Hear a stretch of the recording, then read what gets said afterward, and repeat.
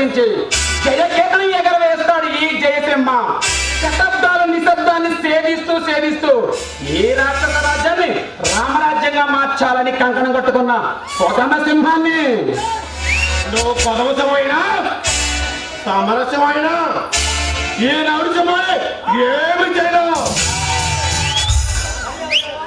మర్యాదగా నా మాట వినే నాతో చేతులు కలుపు, ప్రాణంతో ఉంటావు.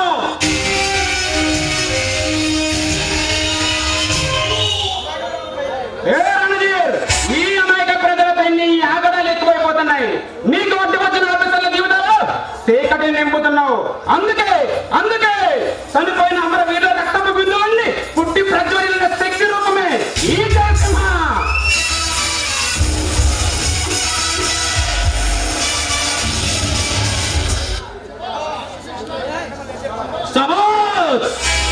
దోస్త శిక్ష రక్షణ కోసం నడవ బిగించిన వేరే శివాజీలా మాట్లాడుతున్నావు. ఈ దేశం ఎప్పుడు నానాడు దుస్తుల చేతిలో పడి నలిగిపోయింది.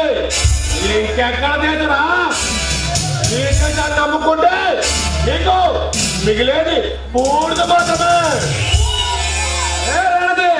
నీలాంటి అవినీతి పనులకు టైం దగ్గర పడింది. అందుకే నిన్ను నీ వెనక ఉన్న ఆ బాచిరెడ్డి గారిని అలెగ్జాండర్ గారిని అడ్డంగా నరికి ఈ భరతమాతకు రక్తాభిషేకం చేస్తాను.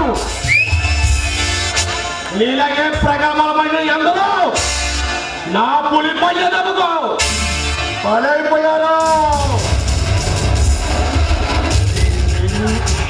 నిన్ను అడ్డు తగ్గించడం నాకు పెద్ద విషయం కాదు. ఈ దేశం కోసం నవ్వుతున్న ప్రాణాలను ఇస్తాను. అంతేగాని నీలాంటి వారితో చేతులు కలిపి నన్ను నమ్ముకున్న నా ప్రజలతో ద్రోహం చేయను.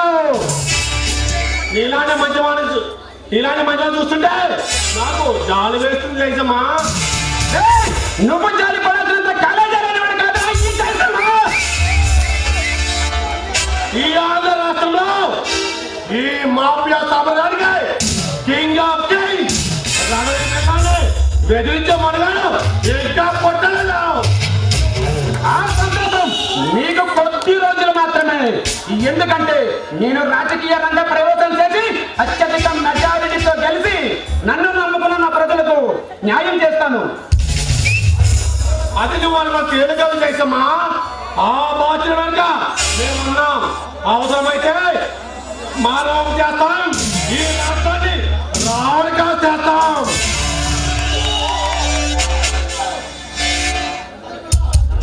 మీరు అనుకోలే సాధించుకుంటాం. అందుకే మీకు ఆటయ్య అవకాశం ఇచ్చి వదిలిస్తున్నాను.